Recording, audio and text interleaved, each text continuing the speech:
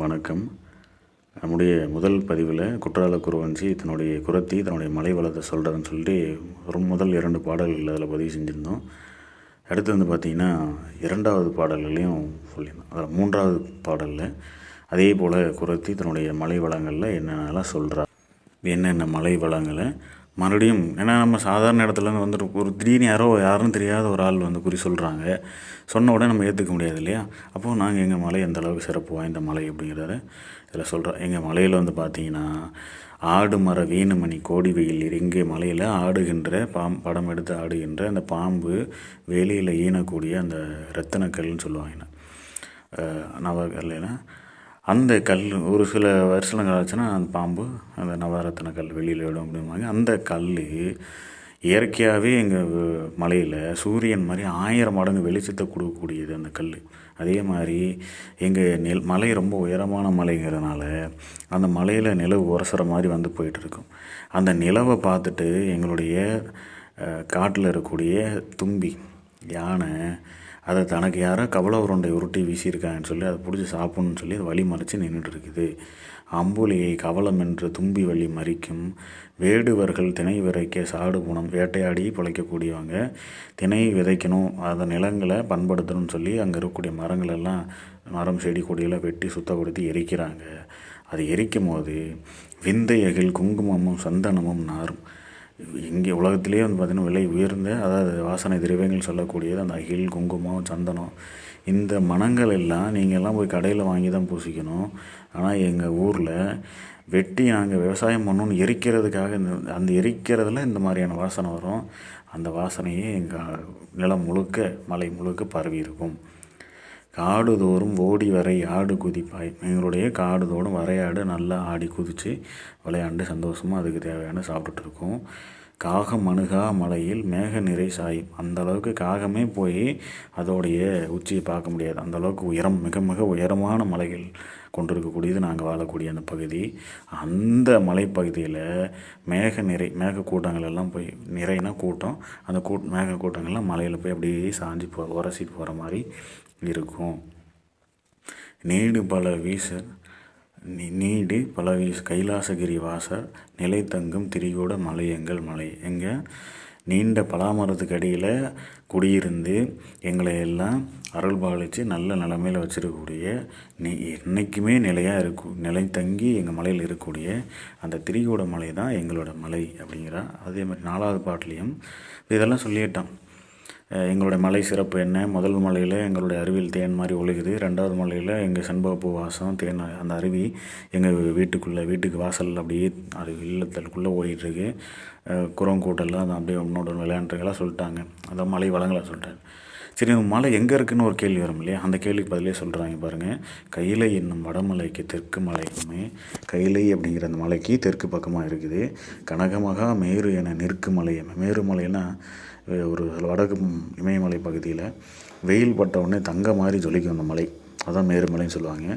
அதே மாதிரி அது கனகம்னா பொண்ணு, கனகமகா மேருமலை நிற்கு மலை. அந்த மேருமலைக்கு சமமாக தெற்கில் இருக்கக்கூடிய மலைன்னு பார்த்திங்கன்னா எங்களுடைய மலை தான். சயிலை மலை தென்மலைக்கு வடக்கு மலை. சயிலைன்னு சொல்லக்கூடிய அந்த மலைக்கு வடக்கில் இருக்குது. சகல மலையும் உனக்குள் அடங்கு மலையம். எல்லா மலையில் இருக்கக்கூடிய சிறப்புகளும் உனக்குள்ளே அடக்கம் எங்கள் மலையில், அதை சொல்கிறேன். அதேமாதிரி வைரமுடன் மாணிக்கமும் விளைய மலை. எங்கள் மலையில் வைரமும் மாணிக்கமும் எங்கள் அப்படியே சாதாரணமாக விளைஞ்சி கிடக்கும். வான் நிறவி முளைகள் தோறும் நுழைய மலை அம்மை. வானத்தில் இருக்கக்கூடிய சூரியன் எங்கள் மலையில் இருக்க குகைக்குள்ளே பூந்து எந்த பக்கம் போகிறோன்னு தெரியாமல் இருக்கும். அவ்வளோ உயரமான மலைகளை கொண்டிருக்கக்கூடிய மலை எங்களுடைய அம்மை. துயிலும் அவர் வெளிப்பாகி அகிலமெங்கும் தேடும் துங்கர் திரிகூட மலை எங்கள் மலை. துயிலும் தூங்கிட்டு இருக்கிற கடவுள் யாருன்னா நம்மளுடைய கிருஷ்ணன் சொல்லுவாங்க. பாம்பு படுக்கையில் கடலில் பள்ளி கொண்டிருக்காருன்னு சொல்லுவாங்க. அப்போ அந்த திருமால் தூங்கிட்டு இருக்கிறவர் வெளிப்பாகி ஏதோ ஒரு காரணத்துக்காக அகிலமெங்கும் சிவபெருமானை தேடிட்டுருக்கார். அப்படி தேடி எங்கள் மலைக்கு அவர் வராரு. துங்கர் திரியோட மலை எங்கள் அம்மை. அப்போ அந்த மாதிரி ஏற்கனவே எங்கள் மலையில் சிவன் இருக்கார். திருமாலும் சிவனை தேடி எங்கள் மலைக்கு வராரு. அப்போ அவ்வளோ சிறப்பு வாய்ந்த மலை எங்களுடைய திரிகூட மலை அப்படிங்கிறதையும் குறத்தி பதிவு செய்கிறா.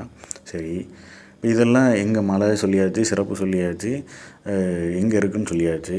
இதோடையும் மனசில் இருக்க இந்த இது தீர்ந்த மாதிரி தெரியல. இப்போ அடுத்து என்ன சொல்கிறாங்கன்னா, எங்கள் சொந்தக்காரங்களும் எங்கே வாழ்கிறாங்க, அதை சொன்ன வச்சு உனக்கு நம்பிக்கை வருதா? அதுக்காக அவன் மறுபடியும் தன்னுடைய வளங்களை சொல்கிறான். கொல்லிமலை எனக்கு இளைய செல்லிமலை அம்மை, என்னுடைய இளையவளாக இருக்கக்கூடிய அந்த செல்லிங்கிறவளுக்கு கொல்லிமலை சொந்தம். அவள் அளவுக்கு மனமுறை. அதுதான் கொழுநனுக்கு காணிமலை பழனி. கொழுநன்னா தன்னுடைய கணவனுடைய அண்ணனோ அல்லது தம்பியோ, அவங்களுக்கு சொந்தமான மலை காணிமலை. அந்த காணின்னா சொந்த நிலம்னு சொல்லுவாங்க. அந்த மலை வந்து பார்த்திங்கன்னா பழனி மலை. உழவும் விந்தை மலை எந்தை மலை அம்மை. விந்தை மலைன்னு சொல்லக்கூடிய அந்த மலை எந்தைனா என்னுடைய தந்தை மலை அம்மை. இமயமலை என்னுடைய தமையன்னா தம்பி, அந்த தம்பியோடைய மலை அம்மை. சொல்லறிய சாமி மலை மாமி மலை அம்மை. சொல்வதற்கு அரிய வளங்கள் நிறைய இருக்கக்கூடிய அந்த சாமி மலை என்னுடைய அத்தை மாமியோடைய மலை அம்மை. தோழிமலை நாஞ்சில் நாட்டு என்னுடைய தோழிக்கு நாஞ்சில் நாட்டில் இருக்கக்கூடிய வேள்வி மலை சொந்தம். செல்லினங்கள் முளவு கொட்ட மயிலினங்கள் ஆடும். செல்லினங்கள்னால் அந்த வண்டு இனங்கள்னு சொல்லுவாங்க. மழை பெய்கிற சமயத்தில் சில வண்டு இனங்கள் கத்திகிட்டு இருக்கும். அது கத்தும் போது மயிலினங்களும் அந்த மழை பெய்யறதுக்கான அறிகுறிக்கு சந்தோஷத்தில் ஆடிட்டு இருக்கும். அப்படி சிறப்பாக இருக்கக்கூடிய மலை திரிகூட மலை தான் எங்களுடைய மலை அம்மே அப்படின்னு சொல்லி குறத்தி இந்த மலை. இன்னொரு பாடல் இருக்கும், நாங்கள் எப்படிலாம் இந்த இதில் இந்த கடவுளில் எங்கள் குளத்தில் நான் இதெல்லாம் சொல்லி எங்கள் மலை எங்கே இருக்குது, நான் என் சொந்தக்காரன் எங்கே இருக்குன்னு சொல்லிட்டோம். இப்போ எங்களுடைய குணாதிசயங்கள் சொல்லணும் இல்லையா? ஒரு குலத்தில் பொன் கொடுக்க மாட்டோம், ஒரு குலத்தில் நாங்கள் போய் பொண்ணை கல்யாணம் பண்ணிக்கவும் மாட்டோம். உறவை பிடித்தாலும் விடும். நாங்கள் ஒருத்தண்ட உறவை பழகிட்டோன்னா கடைசி வரைக்கும் உறவாக தான் இருப்போம். யாருக்காகவும் நாங்கள் மாற்றிக்க மாட்டோம். அதேமாதிரி உறவுன்னு சொல்லிட்டு அவங்கள யாரையும் நாங்கள் கெடுதல் நினைக்க மாட்டோம். விருந்து திணைப்புணத்தில் பெருமிருகம்.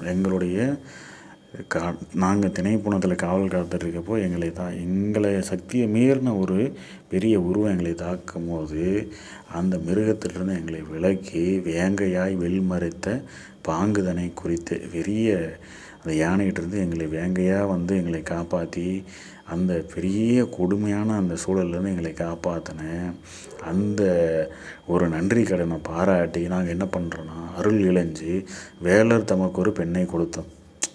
வெயிலிருந்து வந்தால் நாங்கள் பொண்ணு கொடுக்க மாட்டோம்னு சொன்னோம். ஆனால் எங்களை காப்பாற்றின அந்த வேலனுக்காக எங்கள் குலத்துலேருந்து ஒரு பொண்ணை, அதாவது வள்ளியை திருமணம் பண்ணி கொடுத்தோம். திருமணம் மட்டும் பண்ணி கொடுக்காம ஆதீனந்து மலைகள் எல்லாம் சீதனமாய் கொடுத்தோம். எங்களுக்கு சொந்தமாக இருக்கக்கூடிய மலைகள் எல்லாம் முருகனுக்கு சீதனமாக கொடுத்துட்டோம். பருதி மதி சூழ்மலையை துருவனுக்கு கொடுத்தோம். பருதினா சூரியன், மதியன்னா நிலவு. அந்த பருதியும் மதியும் சூழ்ந்திருக்கக்கூடிய மலையை துருவனுக்கு கொடுத்துட்டோம். பரமர் திரிகூட மலை, இந்த மலை தான் சொந்த மலை. அதுதான் இந்த உலகத்திலே ரொம்ப பழமையான மலை. அந்த மலை தான் எங்களுக்கு சொந்தமான. அங்கே இருந்தால் நான் வரேன். அதனால் நான் சொல்கிறது எதுவும் பொய்யா இருக்காது, நான் எல்லாமே கரெக்டாக சொல்லுவேன், நீங்கள் தயங்காமல் கேட்கலாம் அப்படின்னு வசந்தவல்லிகிட்ட தன்னுடைய கருத்தை பதிவு செய்கிறார்.